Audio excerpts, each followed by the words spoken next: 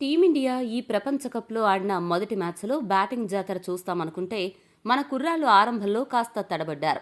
ఆ రోజు వాంకడే స్టేడియం హోరెత్తే అరుపులతో కాదు, నరాలు తెగే ఉత్కంఠతో నిశ్శబ్దమైపోయింది. కానీ ఆ నిశ్శబ్దాన్ని చీల్చుకుంటూ సూర్యకుమార్ యాదవ్ ఒక్కడే ఒక కొండలా నిలబడి 84 పరుగుల వీరోచిత ఇన్నింగ్స్ ఆడాడు. ఆ పరాభవం నుంచి కోలుకుని అమెరికా వేసిన స్లో బాల్ ట్రాప్ నుంచి పాఠాలు నేర్చుకుని ఇప్పుడు మన కుర్రాళ్లు ఢిల్లీలోని అరుణ్ జైట్లీ స్టేడియంలో నమీబియాను ఢీకొట్టడానికి సిద్ధమయ్యారు. అయితే ఈ మ్యాచ్కు ముందే టీమిండియాకు ఒక పెద్ద షాక్ తగిలింది. మన ఓపెనింగ్ తుపాను అభిషేక్ శర్మ తీవ్రమైన స్టమక్ ఇన్ఫెక్షన్ మరియు జ్వరంతో ఢిల్లీలోని గంగారాం ఆసుపత్రిలో చేరాల్సొచ్చింది.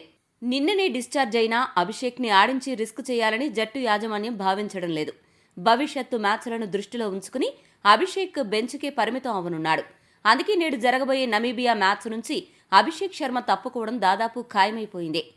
అభిషేక్ దూరం అవ్వడం సంజు శాంసన్ పాలిట ఒక వరంలా మారింది. కేరళ కుర్రాడు సంజుకి ఇది అగ్ని పరీక్ష లాంటి అవకాశం. గత 11 ఇన్నింగ్స్లో ఒక్క హాఫ్ సెంచరీ లేక న్యూజిలాండ్ సిరీస్లో కేవలం 46 పరుగులు చేసి ఫామ్ కోల్పోయిన సంజు ఆ తర్వాత తుది జట్టులో స్థానం కూడా కోల్పోయాడు. అయితే అభిషేక్ అనారోగ్యం కారణంగా సంజుకి తుది జట్టులో ఆడే అవకాశం లభించింది. మరో అవకాశం లభించింది. ఈరోజు ఇషాన్ కిషన్తో కలిసి అతడు ఓపెనింగ్కి వచ్చే అవకాశం ఉంది. నెట్స్లో సంజు గత 2 రోజులుగా చెమటోడుస్తున్నాడు. సంజుకి ఇది చావోరేవో లాంటి మ్యాచ్. ఇక్కడ గనక తను క్లిక్ అవ్వకపోతే తన కెరీర్ సముద్రం మధ్యలో ఆగిపోయిన పడవలా మునిగిపోయే ప్రమాదం ఉంది.